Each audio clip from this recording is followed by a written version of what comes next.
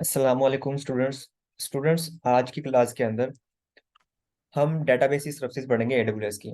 हमने एडब्ल्यूएस की computer service को कवर कर लिया, हमने एडब्ल्यूएस की स्टोरेज सर्विस को कवर कर लिया, हमने एडब्ल्यूएस की सिक्योरिटी सर्विस को कवर कर लिया।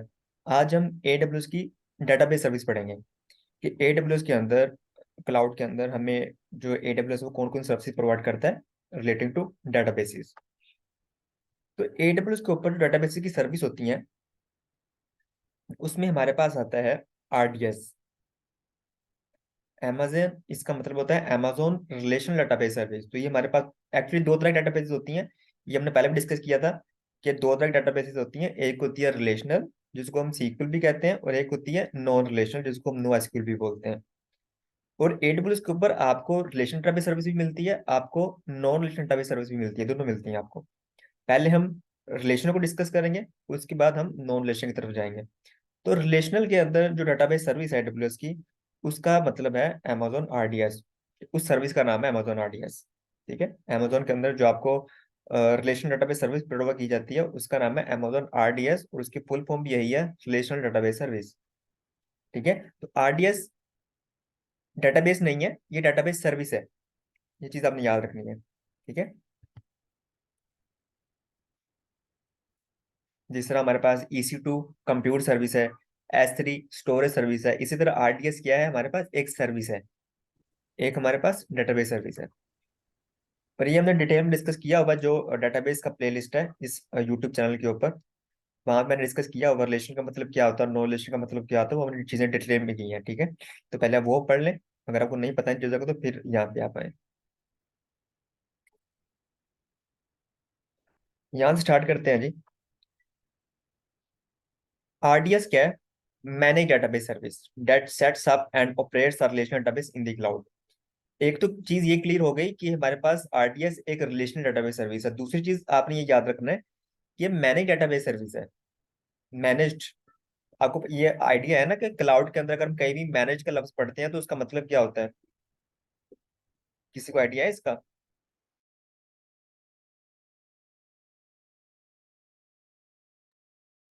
मैनेज सर्विस का मतलब होता है कोई भी सर्विस, कोई भी मैनेज सर्विस। जिस तरह हमारे पास S3 मैनेज सर्विस होती है हमारे पास, ठीक है, इसी तरह RDC मैनेज सर्विस होती है। तो इसका मतलब ये होता है कि इसके जो बैकएंड में जितने भी ऑपरेशंस, मतलब इसको जो हैंडल करना और इसके ऊपर वो सारी चीजें करना, इसको मैनेज करना, पैचेस अपडेट करना, इसके वो सारा काम कौन कर रहा होता है?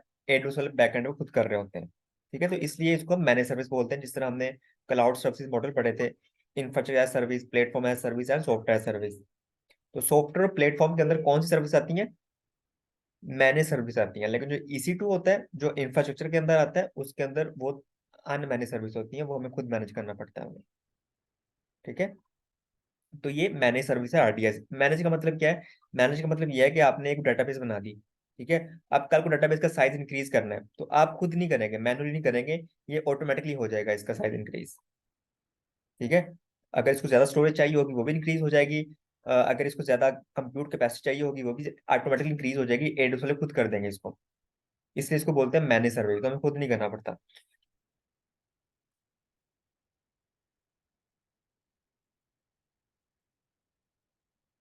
हम साथ इसकी लैब भी स्टार्ट कर लेते हैं, साथ से हम परफॉर्म कर रहे हैं, साथ इसको पढ़ते हैं क्या मतलब है।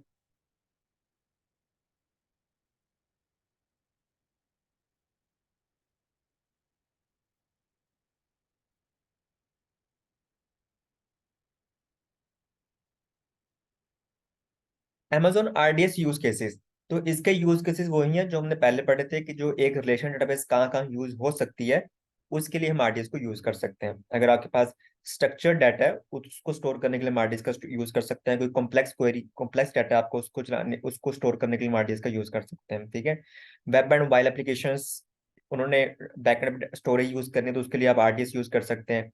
ई कॉमर्स एप्लीकेशंस होती हैं, उनके लिए आप RDS का यूज कर सकते हैं। हमारे पास मोबाइल एंड ऑनलाइन गेमिंग होती है तो उनके लिए भी आप इसका यूज कर सकते हैं, RDS का। ठीक है, तो ये बहुत फ्लेक्सिबल फ्लेक्सिबल स्टोरेज होती है, बहुत बेनिफिट होता है, तो कहीं भी यूज कर सकते हो।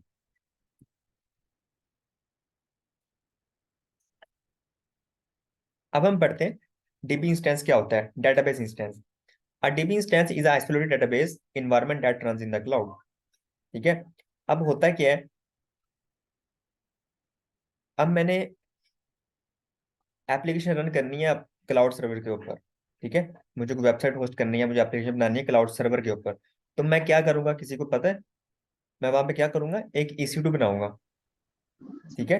EC2 बनाऊंगा, फिर उसको मैनेज भी खुद करूंगा, वो सारे काम उसकी ऑटो स्केलिंग, लोड बैलेंसिंग, उसकी तमाम चीजें खुद करनी पड़ेंगी। लेकिन जब आप RDS सर्विस यूज करते हो ना, तो RDS सर्विस को यूज करते हुए आप डेटाबेस बनाते हो। आप एक बनाते हो डेटाबेस, ये हमारे पास RDS सर्विस है। उसके अंदर हम डेटाबेस डेटाबेस बनाते हैं। कोई भी डेटाबेस आपको चाहिए, बहुत सारी होती है यहाँ पे, मैं आपको बता दिखाऊंगा, ठीक है। तो ऑब्वियसली अब हमें, अच्छा, एक सिनेरियो तो ये है कि आपने अगर खुद सेटअप करना है, आप चाहते हैं कि मुझे मैनेज सर्विस यूज नहीं करनी, मुझे खुद सेटअप करना है, तो आप EC2 बना लो। उस EC2 के ऊपर MySQL इंस्टॉल कर लो, ठीक है। आपने कोई भी इंस्टॉल करना है, आपने RDS, आपने MySQL इंस्टॉल करना है, पोस्टग्रे इंस्टॉल करना है, कोई भी आपने डेटाबेस सर्विस इंस्टॉल करनी है, आप उसके ऊपर इंस्टॉल कर लो। फिर आप खुद मैनेज करना पड़ेगा, ठीक है। लेकिन RDS के अंदर क्या होता है, RDS के अंदर हमें सर्वर बनाना ही नहीं पड़ता, हमें EC2 बनाना ही नहीं पड़ता। हम डायरेक्टली RDS सर्विस यूज करते हैं और अपने डेटाबेस बना लेते हैं। लेकिन बैकएंड के ऊपर डेटाबेस बनी है, वो किसी ना किसी सर्वर के ऊपर रन हो रही होगी ना, किसी वर्चुअल मशीन के ऊपर रन हो रही होगी, तो उसको हम बोलते हैं DB इंस्टेंस। उसको हम वही बोलते हैं DB इंस्टेंस। तो ये चीज होती है DB instance. A DB instance is an isolated database environment that runs in the cloud। जी भाइयों, यहाँ तक क्लियर है?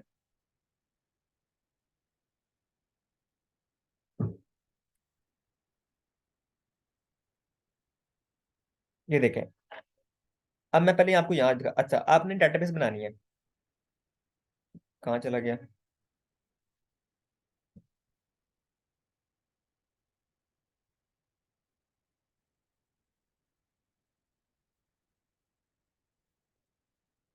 ये देखें, आपने डेटाबेस सर्विस यूज करनी है, तो आप यहाँ पे क्या लिखेंगे, RDS लिखेंगे, ठीक है। तो ये देखिए, ये क्या लिखा है, मैनेज्ड रिलेशनल डेटाबेस सर्विस। तो आपने कोई भी रिलेशनल डेटाबेस बनानी है, आप RDS को यूज कर सकते हैं। मैं इस पे क्लिक करता हूँ।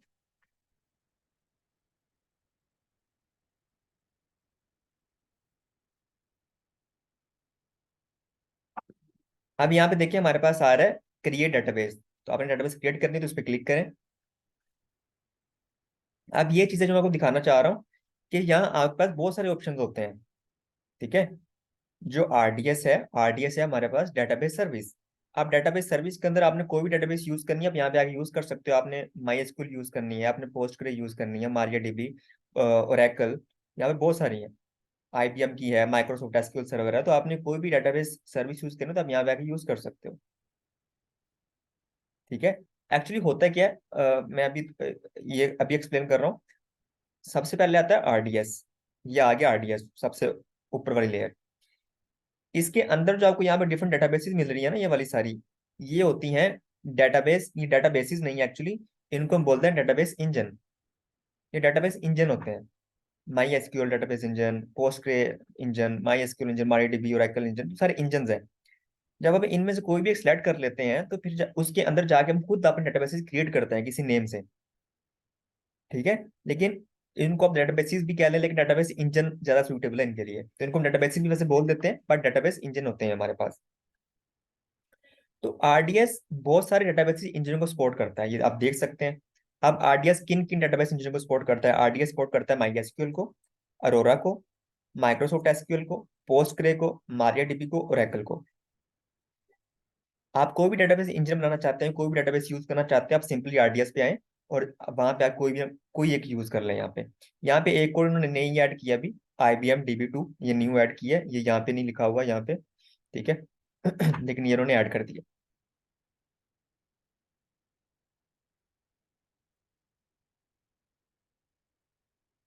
ठीक है भाइयों। तो यहाँ पे बहुत सारे इंजन है हमारे पास, तो ये अपने नाम याद रखने हैं।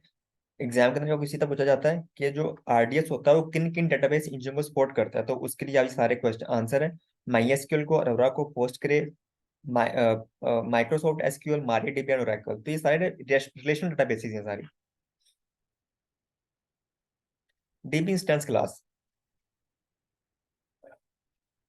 अब ओब्वियसली मैंने आपको क्या बोला था कि या तो आप EC2 बना के उसके ऊपर वन बाय वन मैनुअली उसको सेटअप कर लो, ठीक है। अब EC2 को हम खुद इंस्टेंस टाइप देंगे, मेमोरी CPU यूटिलाइजेशन उसकी, उसको स्टोरेज भी अटैच करेंगे हम, ठीक है। लेकिन यहाँ पे हमें सर्वर नहीं बनाना पड़ रहा मैनेज स्टोरेज के अंदर, RDS के अंदर। तो फिर लेकिन बैकएंड के ऊपर जिस वर्चुअल मशीन पे रन करेगी हमारी डेटाबेस, उसको तो चाहिए होगी ना स्टोरेज कैपेसिटी, हर चीज, CPU, रैम, स्टोरेज, वो हम डिफाइन खुद करते हैं। ठीक है। वो जो DB इंस्टेंस होता है जिसके ऊपर हमारी डेटाबेस रन करती है बैकएंड के ऊपर, उसको हम CPU भी खुद डिफाइन करते हैं, उसको रैम भी हम खुद देते हैं, स्टोरेज भी खुद देते हैं, लेकिन वो इंक्रीज ऑटोमेटिकली बाद में होते रहते हैं। ठीक है। तो जब आप फर्स्ट टाइम कॉन्फ़िगर करेंगे तो आपको सारी चीजें करनी पड़ेंगी। तो मुझे मुझे मैं यहाँ पे ले लेता हूँ, मुझे माई एसक्यूएल यूज करना है। ठीक है। मुझे my SQL database engine create करना है, तो मैं यहाँ पे सिलेक्ट कर लेता हूँ। ठीक है। और ये देखें, अब माई एसक्यूएल आपने कौन सा वर्जन यूज करना है, तो यहाँ पे सारे वर्जन आ जाते हैं आपके पास। तो इसका जो लेटेस्ट चल रहा है अभी, वो आई थिंक ये चल रहा है 8.0.35। ठीक है। तो डिफॉल्ट ये 33 है, मैं इसी को ले लेता हूँ। ठीक है। अब नेक्स्ट चलते हैं, बाकी बाकी होस्ट में हम देखते हैं। जिस तरह आप EC2 को इंस्टेंस टाइप देते हैं, उसको आप स्टोरेज देते हो, ठीक है, इसी तरह आप DB इंस्टेंस जो होता है उसको भी सारे रिसोर्सेज आप प्रोवाइड करते हो। मुझे कितनी रैम देनी है, कितनी CPU देने हैं, कितनी स्टोरेज देनी है, वो मैं आपको यहाँ दिखाता हूँ। यहाँ पे देखें, यहाँ पे होगा, ये देखें, ये जो DB इंस्टेंस है उसको आपने रिसोर्सेज कौन से देने हैं। तो यहाँ पे देखिए, मैं यहाँ पे डिफाइन कर सकता हूँ कि मुझे 8 वर्चुअल CPU चाहिए, 32 GB रैम चाहिए अपने डेटाबेस के लिए, तो आप यहाँ पे कोई भी डिफाइन कर सकते हैं। ठीक है। तो मैं यहाँ पे अभी ये सेलेक्ट कर रहा हूँ, 2 वर्चुअल CPU, 8 GB रैम। ठीक है। ये होती है स्टैंडर्ड क्लास। अगर आप यहाँ पे आएंगे मेमोरी ऑप्टिमाइज क्लास, तो यहाँ पे क्लिक करने के बाद यहाँ पे जरा हायर, यहाँ पे देखिए, यहाँ पे थोड़ी सी हायर कॉन्फ़िगरेशन आ जाती है हमारे हमारे हमारे पास। ठीक है। अगर आप स्टैंडर्ड लेंगे, इंक्लूड अनक्लूड, तो यहाँ पे भी बहुत सारे हमारे पास आ जाते हैं। ठीक है। इसी तरह यहाँ हमने डिफाइन कर दिया कि डाटाबेस को कितने वर्चुअल CPU चाहिए, उसको कितनी रैम चाहिए। अब नीचे हम डिफाइन करेंगे कि इसको कितनी स्टोरेज देनी है हमें अपने डाटाबेस को। ठीक है। तो स्टोरेज आप यहाँ पे देखें 400 से स्टार्ट हो रहा है, 400 GB से। ठीक है। उसने यहाँ बोला भी हुआ कि डेटाबेस के लिए जो मिनिमम वैल्यू है वो 100 GB है, एंड मैक्सिमम 65,536 GB है, मतलब 65 TB है। तो अभी आप ले सकते हो। ठीक है। मैं यहाँ पे इसको 100 ही कर लेता हूँ, कि मुझे 100 GB स्टोरेज चाहिए अपने डेटाबेस के लिए। अब जो स्टोरेज चाहिए, अब कौन सी आपको चाहिए, तो यहाँ पे देखें, प्रोविएंट SSD है ये वाली। ठीक है। SSD डिस्क मिल रही है हमारी डेटाबेस को। क्लियर है यहाँ तक। यहाँ के पास एक और ऑप्शन आता है, स्टोरेज ऑटो स्केलिंग। अगर कल को आपकी स्टोरेज इंक्रीज हो जाए, तो आप यहाँ पे क्लिक करके ऑटो स्केलिंग कर सकते हो उसकी, ऑटोमेटिकली इंक्रीज हो जाएगा आपको। ठीक है। एक्चुअली मुझे यहाँ पे ये लेना है डेव एंड टेस्ट, क्योंकि हम अभी प्रैक्टिस कर रहे हैं ना। तो प्रैक्टिस अगर आपने को डेवलपमेंट करनी है या टेस्टिंग करनी है, तो उसके लिए फिर आप ये चूज कर सकते हो। ये हम चूज करते हैं प्रोडक्शन के अंदर। ठीक है। तो मुझे फिलहाल ये चूज करना है। और यहाँ पे अब मुझे जो है ना वो थोड़े से, ये देखें, अब यहाँ पे T क्लास भी आ रही है, बस टेबल, तो मैं यहाँ पे यही ले लेता हूँ, 2 वर्चुअल CPU, 1 GB रैम, ये ले लेता हूँ। या 2 वर्चुअल CPU, 2 GB रैम ले लेते हैं। ठीक है। और स्टोरेज के अंदर यहाँ पे देखें, अब मुझे, मैं प्रोडक्शन के अंदर नहीं कर रहा, हमारे यहाँ पे जो सिलेक्ट किया था वो मैंने क्या किया था, डेव एंड टेस्ट। तो अब मुझे यहाँ पे लोअर कॉन्फ़िगरेशन वाले रिसोर्सेज मिलेंगे।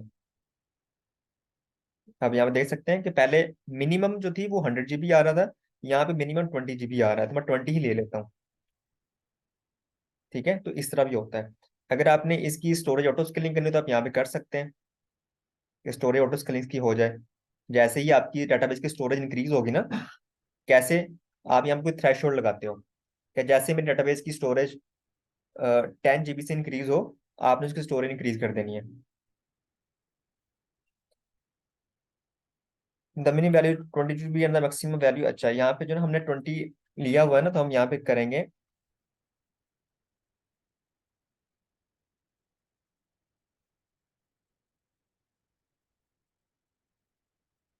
यहाँ पे मैं लगा देता हूँ 22 GB। ठीक है। कि इतनी उसकी इंक्रीज कर दो। ठीक है। 25 GB कर दो। तो इस तरह मैं यहाँ पे ये चीजें कर सकता हूँ, लगा सकता हूँ। ठीक है। तो वो जैसे ही आपकी ये स्टोरेज कम होगी, तो वो उसको ऑटोमेटिकली क्या कर देगा, 25 GB कर देगा।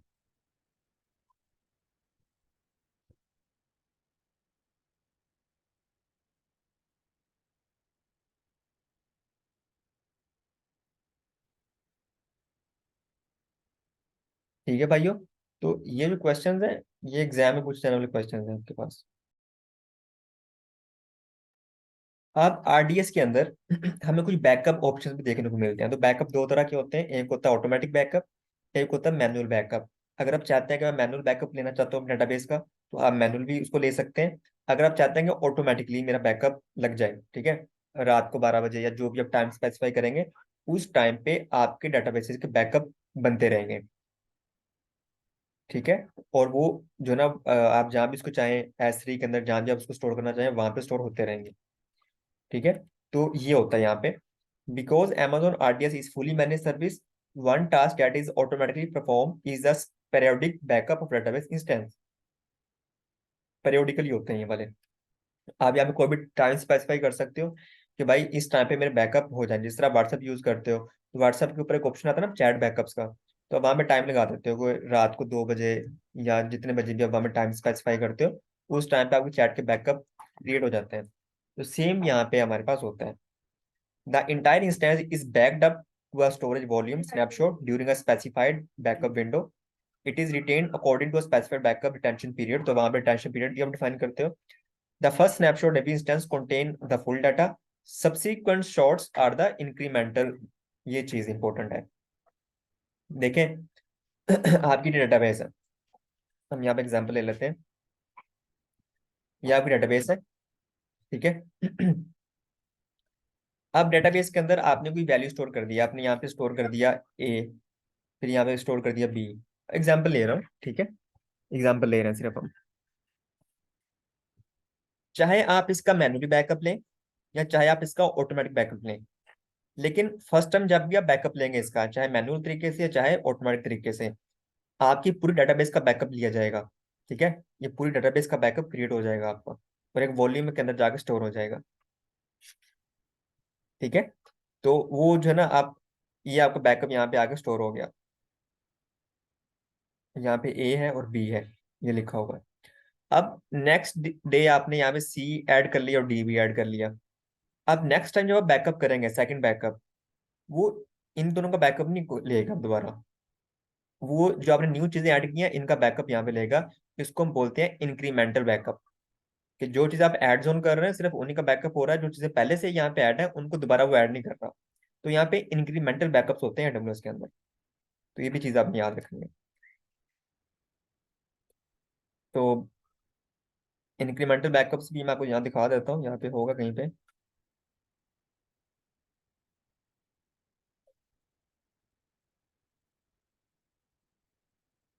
ये देखो, बैकअप्स नजर आ रहा है यहाँ पे।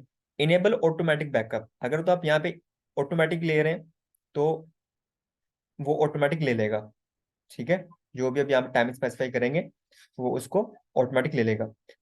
डेली टाइम रेंज, यहाँ पे चूज अ विंडो, आप यहाँ पे टाइम स्पेसिफाई कर सकते हैं, नो प्रेफरेंस कर सकते हैं, तो वो खुद ही ले लेगा जब भी वो लेना चाहे उसको ऑटोमेटिकली।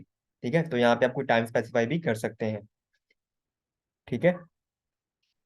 और उसके बाद आप यहाँ पे रिटेंशन पीरियड भी लगा सकते हो कि कितनी देर के लिए बैकअप रहे मेरे पास। रिटेंशन पीरियड आप यहाँ पे डिफाइन कर सकते हो। अगर आप इसको अनटिक कर देते हो, तो फिर आपको मैनुअली बैकअप देना पड़ेगा अपने डेटाबेस का। तो दोनों ऑप्शन आपके पास यहाँ पे होते हैं।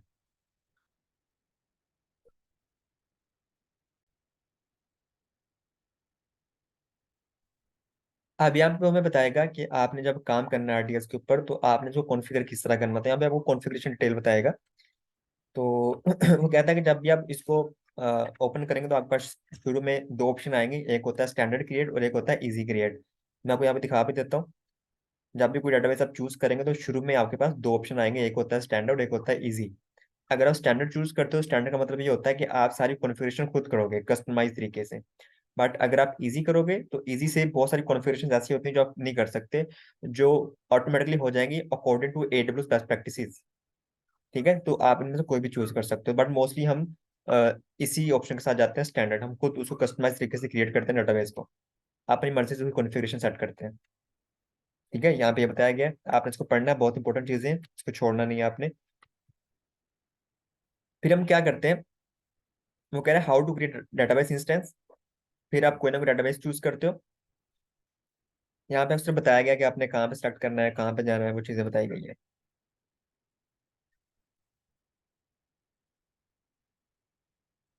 High availability with multi AZ deployment application.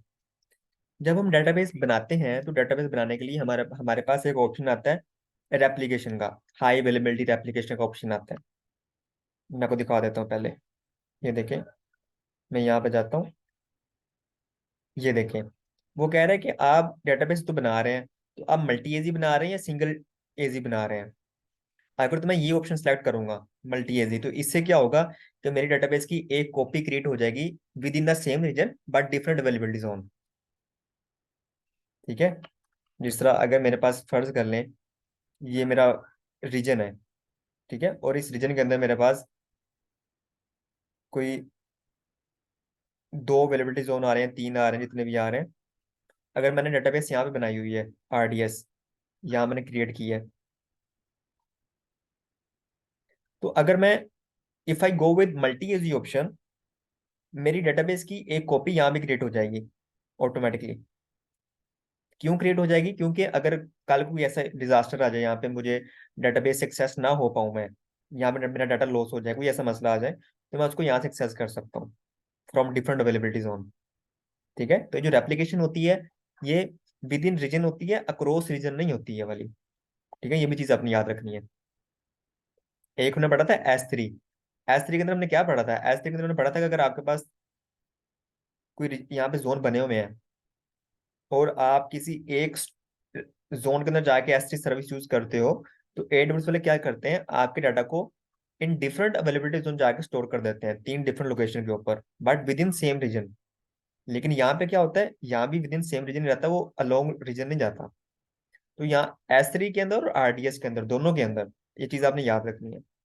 S3 के अंदर और आरडीएस के अंदर जो रेप्लिकेशन होती है, वो विद इन रीजन होती है but in different availability zone. ठीक है, क्लियर है यहाँ तक? तो मैं यहाँ पे ये भी ऑप्शन यूज कर सकता हूँ, मैं यहाँ पे सिंगल डीबी भी यूज कर सकता हूँ। तो यहाँ पे मेरे पास उसकी जो डेटाबेस की कॉपी होगी वो क्रिएट नहीं होगी, मेरी सिंपल एक ही डेटाबेस क्रिएट होगी एक ही जोन के अंदर। ठीक है। लेकिन बेस्ट प्रैक्टिस ये होती है कि हम उसकी कॉपी क्रिएट करते हैं, हम जाते हैं विद मल्टी डीबी इंस्टेंस, इस ऑप्शन को सिलेक्ट करते हैं। ठीक है। तो इससे होता क्या है कि इससे यहाँ पे देखिए, अगर आपकी एप्लीकेशन चल रही है तो आपकी एप्लीकेशन, आपके तमाम सर्वर एक ही डेटाबेस को एक्सेस कर रहे होंगे, जो प्राइमरी होता है। लेकिन उसकी जो कॉपी क्रिएट हुई है इन डिफरेंट अवेलेबिलिटी जोन, वहां पे आपका डाटा रेप्लिकेट हो रहा होगा, डाटा सिंक्रोनाइजेशन हो रही होगी। वहां पे जो भी डाटा यहाँ पे स्टोर होगा वो यहाँ पे जाके ऑटोमेटिकली स्टोर हो जाएगा, लेकिन ये यूज नहीं हो रहा होगा। ये कब यूज होगा? जब ये डाउन हो जाएगा। जी नुमान। और सर ये क्लस्टर्स क्या होता है? क्लस्टर्स हमारे पास होता है कि यही जो यहाँ है पे मल्टी हाँ, ये एजी वाला clusters. Multi AC dB cluster, कि यहाँ ना आपकी डेटाबेस होती है, उसको उसकी इंक्रीज को, उसकी परफॉर्मेंस को इंक्रीज करने के लिए हम ये भी ऑप्शन यूज करते हैं क्लस्टर्स का। इससे ही होता है, ये देखिए क्या लिखा हुआ है, create database cluster with primary DB instance and two readable standby DB instances. अगर हम मल्टी एजी में जाते हैं ना, तो मल्टी एजी में प्राइमरी डेटाबेस यहाँ बनेगी और उसका जो स्टैंड बाय या रेप्लिका होगा यहाँ बन जाएगा। लेकिन क्लस्टर के अंदर क्या होता है कि प्राइमरी तो आपकी यहाँ बनेगी, लेकिन उसके जो स्टैंड बाय बनेंगे ना, दो बनेंगे, एक नहीं बनेंगे, दो बनेंगे। ठीक है, ये ऑप्शन, ये हमारे पास सिर्फ उसका होता है, क्लस्टर का मतलब होता है। ठीक है, और ये जो दो मतलब जो दो। बनेंगे ये भी मतलब विद इन अ रीजन बनेंगे? हाँ, विद इन रीजन। फिर एक जोन में बनेगा या जितने जोन होंगे सब में बनेंगे दो दो? ये देखिए यहाँ पे लिखा with each dB instance in different availability zone, तो तीनों डिफरेंट जोन में बनेंगे। ठीक हो गया, ठीक है। ठीक है, जोन बनेंगे और एज क्लस्टर वो काम कर रहे होंगे, मिलके काम कर रहे होंगे। तो आपको पता है, कोई भी चीज क्लस्टर के साथ में काम करती है तो उसकी फिर स्पीड ज्यादा हो जाती है। तो ये डायग्राम है कि हमारे जो प्रोडक्शन के जो हमारे वेब, हमारे जो एप्लीकेशंस जो यूज कर रही हैं डेटाबेस को, वो तो प्राइमरी है, लेकिन उसकी एक रेप्लिकेशन कॉपी क्रिएट है जिसको हम स्टैंड बाय भी बोलते हैं, डेटाबेस स्टैंड बाय। ठीक है, तो मतलब वो यूज तो नहीं हो रही, लेकिन उसका डाटा रेप्लिकेट हो जा रहा है, जो यहाँ पे स्टोर हो रहा है वही वहां पे आके स्टोर हो रहा है। इसको पढ़ लेना, बहुत इंपॉर्टेंट चीजें हैं, आपने नहीं छोड़ना, लेकिन ये मैं इसलिए नहीं पढ़ा रहा क्योंकि वही चीजें हैं। ठीक है, लेकिन आपने इसको पढ़ना है जरूर।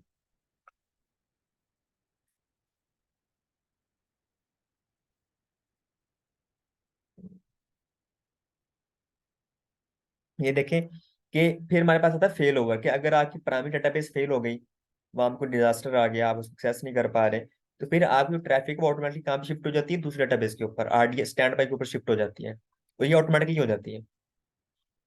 ठीक है, ये सारा फेल ओवर ऑटोमेटिक हो जाता है, एडब्ल्यूएस खुद करता है इसको। If the primary database instance fail, Amazon RDS automatically brings the standby database instance online, ठीक है, एज अ न्यू प्राइमरी।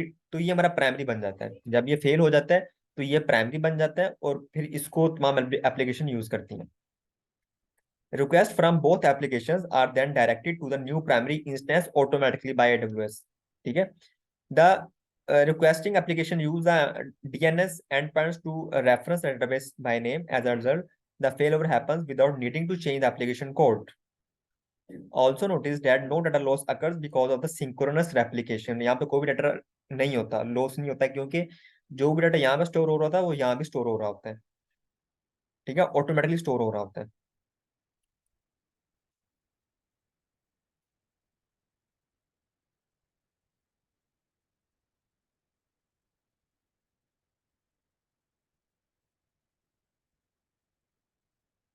यहाँ पे हमारे पास एक और ऑप्शन आता है आरडीएस के अंदर, बहुत इंटरेस्टिंग ये है, रीड रेप्लिका। रीड रेप्लिका क्या होता है कि देखें, आपने जो है ना वो एक डेटाबेस बना ली, जिस तरह ये देखें, आप फर्ज करें आपने एक ही डेटाबेस बनाई है, ये वाली डेटाबेस आरडीएस। अब तमाम लोग इसी को एक्सेस कर रहे हैं, जिसने कोई जो ना वो रीड ऑपरेशंस करने हैं, वो भी यहाँ पे ट्रैफिक आ रही है, जिन्होंने राइट ऑपरेशंस कर रहे हैं, डाटा स्टोर करना है, वो भी यहाँ पे ऑपरेशंस आ रहे हैं। कोई डाटाबेस को मैनेज भी कर रहा है, हैंडल भी कर रहा है, कोई डाटा डिलीट कर रहा है यहाँ से, वो सारे सारे लोग एक ही डाटाबेस को यूज कर रहे हैं। तो अगर बहुत सारे लोग एक ही डेटाबेस के ऊपर तमाम ऑपरेशन परफॉर्म कर रहे हैं, तो इससे क्या होता है, हमारी डेटाबेस की परफॉर्मेंस है ना, वो कम होने के चांसेस हो जाते हैं, कि वो जरा स्लो हो जाए या वो हमें लेट रिस्पॉन्ड करे, तो बेस्ट प्रैक्टिस नहीं होती। फिर हम क्या करते हैं, हम एक ऑप्शन यूज करते हैं, रीड रेप्लिका। मैं आर लिख रहा हूँ, इसका मतलब ये है कि रीड रेप्लिका एक ऑप्शन होता है, इसको यूज करते हैं आरडीएस के अंदर। रीड रेप्लिका के अंदर क्या होता है, रीड रेप्लिका के अंदर ये होता है कि हम, एक तो प्राइमरी बनती है आरडीएस, एक हमारा रीड रेप्लिका बन जाता है यहाँ पे। इससे क्या होगा, इससे ये होगा कि ऐसे लोग जिन्होंने सिर्फ रीड करना है, डाटा को सिर्फ रीड करना है, ठीक है, वो उनकी क्वारी को यहाँ रिडायरेक्ट कर दिया जाता है इस डेटाबेस के ऊपर। और जिन्होंने राइट ऑपरेशन परफॉर्म करने, डाटा को स्टोर करना है, तो उनको यहाँ रिडायरेक्ट कर दिया जाता है। जिस तरह आप सम टाइम जो है ना वो कोई वेबसाइट विजिट करते हो, तो आप वहां पे ना कुछ, सिर्फ आप वहां पे सर्च करते हो चीजों को, ठीक है, कोई शॉपिंग वगैरह नहीं करते। ठीक है, और जब आप फिर सम टाइम शॉपिंग कर लेते हो वहां पे, तो इसी तरह रीड एंड राइट क्वेरीज को अलग अलग करने के लिए हम यहाँ पे ये चीजें परफॉर्म करते हैं, हम रीड रेप्लिका बनाते हैं। ठीक है, कि आपकी जो फर्स्ट रिक्वेस्ट होगी वो यहाँ पे इनिशियलाइज होगी रीड रेप्लिका के ऊपर, यहाँ पे आपको तमाम इन्फॉर्मेशन मिलेगी। लेकिन अगर आपने कोई शॉपिंग करनी है, कोई रीड राइट ऑपरेशन करना है, तो फिर आपको यहाँ रिडायरेक्ट कर दिया जाएगा। इसी होता है कि एक ही डेटाबेस के ऊपर लोड नहीं बढ़ता, लोड डिस्ट्रीब्यूट हो जाता है मल्टीपल डेटाबेसेस के ऊपर। तो ये हमारा होता है रीड रेप्लिका। ठीक है, तो इसको पढ़ लें, बहुत इंपॉर्टेंट है ये वाला। यहाँ पे आपने एग्जाम पॉइंट ऑफ व्यू से एक चीज याद रखनी है, कि जो आरडीएस होता है, ये कितने डेटाबेस इंजन को सपोर्ट करता है, इन सबको, अरोरा को, Maria DB, My SQL, Postgre, Oracle, Microsoft SQL, इनको सपोर्ट करता है। लेकिन जो रीड रेप्लिका वाला ऑप्शन है ना, या रीड रेप्लिका वाला फंक्शन है, वो सिर्फ आपको इनमें ही मिलेगा, माई एसक्यूएल के अंदर, मारिया डीबी के अंदर, पोस्टग्रे के अंदर एंड अरोरा के अंदर। ठीक है, ये आपको ओरेकल के अंदर और माइक्रोसॉफ्ट एसक्यूएल के अंदर नहीं मिलेगा आपको, रीड रेप्लिका वाला फंक्शन। ये आपको सिर्फ 4 डेटाबेस के अंदर मिलेगा। ये आपने याद रखना, बहुत इंपॉर्टेंट चीजें हैं ये वाली, एग्जाम पॉइंट ऑफ व्यू से। ठीक है, वैसे ये 6 डेटाबेस को सपोर्ट करता है आरडीएस, लेकिन जो रीड रेप्लिका वाला ऑप्शन है ये सिर्फ 4 डेटाबेस में होता है, माई एसक्यूएल के अंदर, मारियाडीबी के अंदर, पोस्टग्रे के अंदर एंड अरोरा के अंदर। Update to the source DB instances are asynchronous copy to read replica instance, जो भी हम प्राइमरी डीबी के अंदर स्टोर कर रहे होंगे डाटा, वो कहाँ पे जाके स्टोर हो रहा होगा, रीड रेप्लिका के अंदर स्टोर हो रहा होगा। You can reduce the load on your source DB instance, जो हमारी प्राइमरी डीबी इंस्टेंस होगी, by routing read queries from your applications to read replica. ठीक है, you can also use read replica to scale out beyond the capacity of constraints, आप उसकी capacity को increase भी कर सकते हो।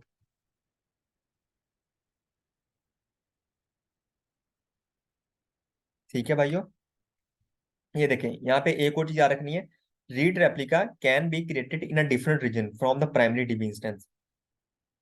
कि जो रीड रेप्लिका ऑप्शन होता है ना, उसको आप डिफरेंट रीजन में भी जाकर स्टोर कर सकते हो। अभी मैंने आपको एग्जांपल दी ना कि S3 के अंदर और RDS के अंदर जब भी आपके डेटाबेस मतलब जो सेकेंडरी डेटाबेस बनती है, या जो आपकी रेप्लिकेशन हो रही होती है, वो विद इन रीजन हो रही होती है। लेकिन जो रीड रेप्लिका ऑप्शन होता है, उसको आप डिफरेंट रीजन में जाकर भी क्रिएट कर सकते हो।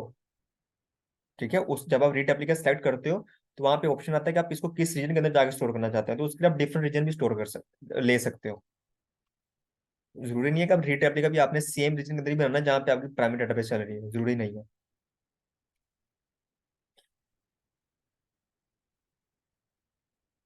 नुमान आलम, क्या कहा आपने? मुझे वॉइस में बता दें। सर मैं ये पूछ रहा था कि ये जो हमने जब आरडीएस रीड रेप्लिका की हम बात कर रहे हैं कि जिसमें हम्म। वो बना रहा है, तो सर इसमें जब आप कह रहे हैं कि हम रिडायरेक्ट कर देते हैं कि कुछ मैनेज कर रहे हैं डेटाबेस को, कुछ खाली रीड कर रहे हैं, तो इसमें जो बैकअप जो बन रहे होते हैं वो रियल टाइम पे बन रहे होते हैं?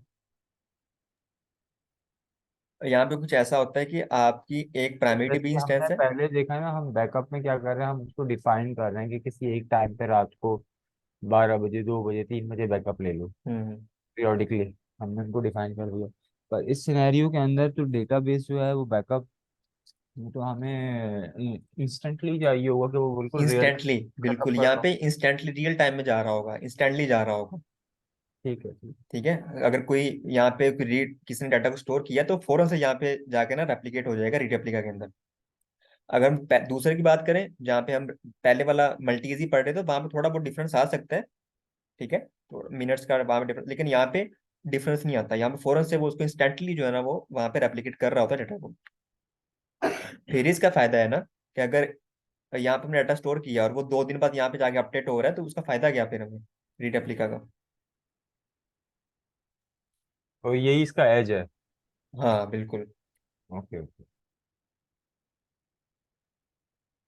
Amazon RDS स्केलिंग, उसने क्या किया, आप इसकी स्केलिंग भी कर सकते हैं। मतलब क्योंकि जो RDS होता है, ये मैनी डेटाबेस होती है, तो उसकी स्केलिंग ऑटोमेटिकली होती है। ठीक है, इसकी स्केलिंग ऑटोमेटिकली होती है। अगर आपने स्टोरेज को इंक्रीज करना है, वो भी हो जाएगा, वो मैंने आपको ऑप्शन दिखा दिया वो भी। अगर आपको इंस्टेंस क्लास जो होती है, वो भी ऑटोमेटिकली क्या हो जाती है, उसकी इंक्रीज हो जाती है। मैं आपको दिखा भी देता हूँ। यहाँ पे अगर हम आए, यहाँ पे मैंने इसको दे दिया, ये दे दिया मैंने इसको। ठीक है,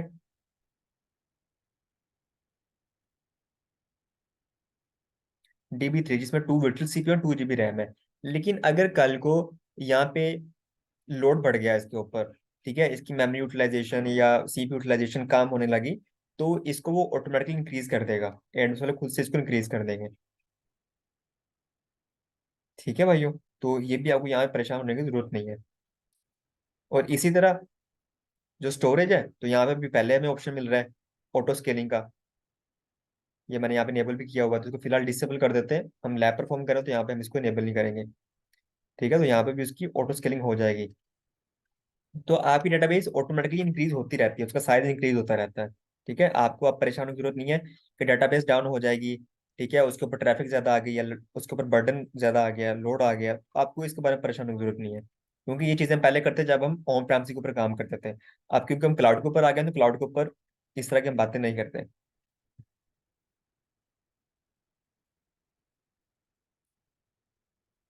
अच्छा, अभी हमने पढ़ लिया RDS को। RDS के अंदर एक और डेटाबेस इंजन होता है जिसको हम बोलते हैं अरोरा। ठीक है, ये देखें, अरोरा जो है ना, वो भी एक तरह का डेटाबेस इंजन है। लेकिन अरोरा के अंदर दो और टाइप आ जाती हैं, माई एसक्यूएल एंड पोस्टग्रे। ठीक है, देखें, RDS सिंपल माई एसक्यूएल को भी सपोर्ट करता है, RDS अरोरा माई एसक्यूएल को भी सपोर्ट करता है, दोनों को करता है। अब इनमें डिफरेंस क्या है कि अगर हमने RDS ही यूज करना है, तो RDS के अंदर आप माई एसक्यूएल यूज कर लें, आप अरोरा माई एसक्यूएल यूज क्यों कर रहे हैं? ठीक है, क्यों? क्योंकि जो अगर आप माई एसक्यूएल को यूज करेंगे अरोरा के साथ, तो यहाँ पे देखें, up to 5 times the throughput of MySQL community edition. ठीक है, कि यहाँ पे जो है ना, ये फास्टर होती है अरोरा माई एसक्यूएल फास्टर होती है अगर हम इसको सिंपल माई एसक्यूएल से कंपेयर करें, आरडीएस माई एसक्यूएल से। ठीक है, इसी तरह अगर मैं पोस्ट करे ये वाली यूज कर रहा हूँ अरोरा के साथ, तो ये भी ज्यादा स्पीड होगी अगर मैं पोस्ट करे सिंपल यूज करूंगा यहाँ पे। लेकिन ऑब्वियसली अगर मैं ये ऑप्शन यूज कर रहा हूँ तो मुझे फिर बिल भी ज्यादा आएगा। ठीक है, मुझे फिर इसकी कॉस्ट भी ज्यादा पड़ेगी। यहाँ पे लिखा भी हुआ है up to 3 time throughput of Postgre SQL, कि ये जो पोस्टग्रे अरोरा के साथ आ रही है इसकी स्पीड 3 टाइम ज्यादा होती है सिंपल पोस्टग्रे से। इसी तरह जो माई एसक्यूएल अरोरा के साथ आ रही है इसकी स्पीड 5 टाइम फास्टर होती है सिंपल माई एसक्यूएल से। ठीक है, दोनों माई एसक्यूएल ही हैं, लेकिन अगर आप ये यूज करेंगे तो आपको थ्रूपुट ज्यादा मिलेगी, परफॉर्मेंस अच्छी मिलेगी। ठीक है, ज्यादा फंक्शन मिलेंगे वहां पे। अच्छा, अगर आपने कंपैरिजन करना तो यहाँ पे देख लें। अगर मैं यहाँ माई एसक्यूएल में कंपेयर करता हूँ तो यहाँ पे देखिए वो क्या कह रहा है, आपको जो स्टोरेज मिलेगी ना वो 128 टेराबाइट तक मिलेगी। ठीक है, लेकिन यहाँ पे हमें हो सकता है कम मिले, यहाँ पे सिर्फ 64 टेराबाइट तक मिल रही है हमें। ये भी एक कंपैरिजन है उनका, दोबारा देख लें। अगर मैं माई एसक्यूएल के साथ लूंगा तो एक तो ये फास्टर होती है 5 टाइम, यहाँ पे बता भी रहा है। दूसरा यहाँ पे हमें 15 रीड रेप्लिका मिलते हैं। जो रीड रेप्लिका ऑप्शन होता है ना, हम यहाँ पे 15 क्रिएट कर सकते हैं, लेकिन यहाँ पे हम सिर्फ थोड़े से क्रिएट कर सकते हैं, आई थिंक 2 3। अच्छा, यहाँ पे भी up to 15 read replica per instance within single region और 5 रीड रेप्लिका अक्रॉस रीजन। तो यहाँ पे ना थोड़ी सी लिमिटेशन है कि आप यहाँ पे रीड रेप्लिका यहाँ भी 15 ही क्रिएट कर सकते हैं, बट विद इन रीजन। लेकिन जब अक्रॉस रीजन जा सकते हैं ना, वो सिर्फ 5 को ले जा सकते हैं। ठीक है, सिर्फ 5 को क्रॉस रीजन लेके जा सकते हैं, सबको लेके नहीं जा सकते। लेकिन यहाँ पे जो हम 15 क्रिएट कर रहे हैं उन सबको हम अक्रॉस रीजन लेके जा सकते हैं। ठीक है, तो ये इनके अंदर कुछ डिफरेंस होता है। इसी तरह इनमें भी डिफरेंस देख लें। पोस्ट क्रे के अंदर यहाँ पे देखें वही है, 128 टेराबाइट तक जाता है और 15 रीड रेप्लिका मिलते हैं। अगर मैं सिंपल पे क्लिक करता हूँ तो ये देखें यहाँ पे थोड़े से आपको उतने फंक्शन नहीं मिलते। तो ये क्लियर है आपको? जल्दी से बता दें मुझे।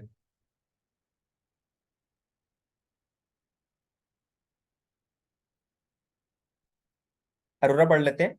अरोरा भी एक रिलेशनल डेटाबेस इंजन है जो माई एसक्यूएल को और पोस्टग्रे को सपोर्ट करता है। एग्जाम पॉइंट ऑफ व्यू से पूछते हैं आपसे कि अरोरा किन डेटाबेस इंजन को सपोर्ट करता है, तो अरोरा माई एसक्यूएल को पोस्टग्रे को सपोर्ट करता है। ठीक है, ये ओरेकल को मारियाडीबी को इनको सपोर्ट नहीं करता। तो इनके पास आप देख भी सकते हैं यहाँ पे सिर्फ 2 ही वर्जन आ रहे हैं आपके पास, Aurora My SQL and Aurora Postgre SQL. Aurora includes high performance storage subsystem, Aurora DB is created with clusters. जो अरोरा होता है ना, ये मैंने आपसे बोला कि अरोरा फास्टर होता है सिंपल माई एसक्यूएल से। इसी तरह अरोरा पोस्टग्रे फास्टर होता है माई पोस्टग्रे एसक्यूएल से। क्यों?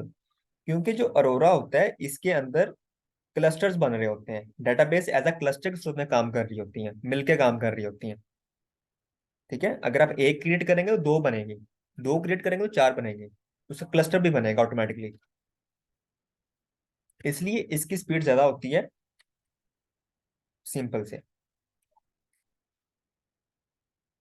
अब अरोरा डीबी क्लस्टर क्या होता है, या क्लस्टर किससे मिलकर बनता है? Arora dB cluster consist of one or more DB instances and a cluster volume that manage data for those DB instances। ठीक है, यहाँ पे दिखाता हूँ मैं आपको।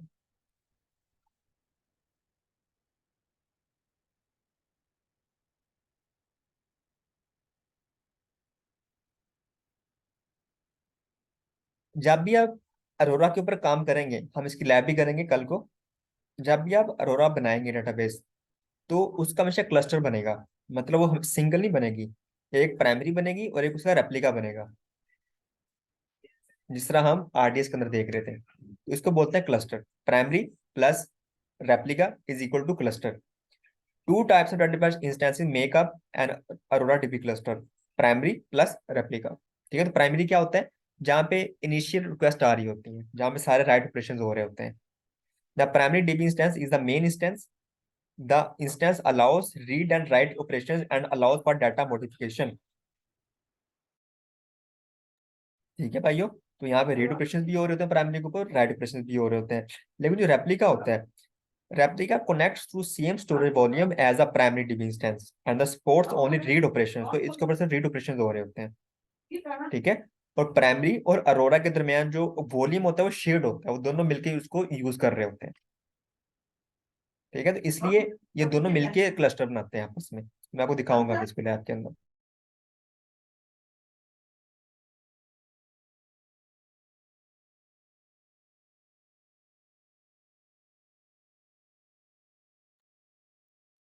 मैं आपको यहाँ पे समझा देता हूँ कि आपने क्या किया है। मैं आप अरोरा की बात कर रहा हूँ कि ये मेरा अरोरा है, या मैंने ना एक डेटाबेस क्रिएट की। यहाँ पे जोन ले लेते हैं।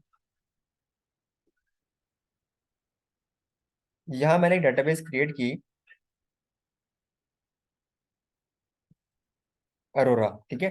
तो उसकी एक रेप्लिकेट कॉपी भी बन जाएगी यहाँ पे, उसकी कॉपी भी यहाँ बन जाएगी, ठीक है। वो कॉपी यहाँ भी बन सकती है, वो आप पे डिपेंड करता है आपने उसका जो रेप्लिका बनाना है वो सेम जोन में बनाना है, डिफरेंट जोन में बनाना है, ठीक है।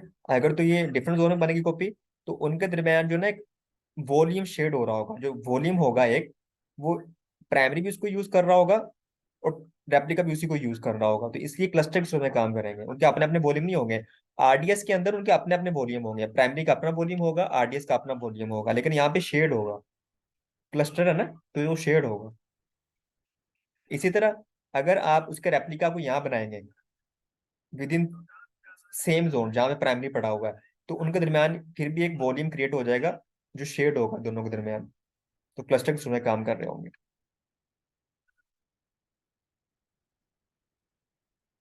ठीक है। तो यहाँ पे यूज कैसे लिखे हुए हैं कि आप इसको किसी भी तरीके से यूज कर सकते हैं। इंटरप्राइज एप्लीकेशंस के लिए, सॉफ्टवेयर सर्विस एप्लीकेशंस के लिए, ऑनलाइन मोबाइल गेमिंग के लिए आप इसको यूज कर सकते हैं, ठीक है। तो ये था हमारा डेटाबेसिस जो हमने यहाँ पे अभी हमने बनाया नहीं है, लैब परफॉर्म नहीं की, सिर्फ हमने थ्योरी पढ़ी है। हम अब देखते हैं कि उसकी लैब किस तरह परफॉर्म करते हैं, ठीक है। नेक्स्ट लेक्चर के अंदर हम ये देखेंगे कि हम अरोरा किस तरह बना सकते हैं, जो अरोरा डेटाबेस होती है उसके ऊपर किस तरह काम किया जाता है, उसके अंदर डाटा स्टोर किस तरह किया जाता है। एक्चुअली जितनी डेटाबेसेस है इनके ऊपर काम करने का तरीका सेम होता है, क्योंकि सारी सीक्वल डेटाबेस है, ठीक है। लेकिन हम जो लैब परफॉर्म करेंगे वो हम इसकी करेंगे अरोरा माई एसक्यूएल की। आप सिंपल की भी कर सकते हैं, लेकिन हम लैब के अंदर अरोरा माई एसक्यूएल की लैब परफॉर्म करेंगे। जी भाई, यहाँ तक क्लियर है सबको?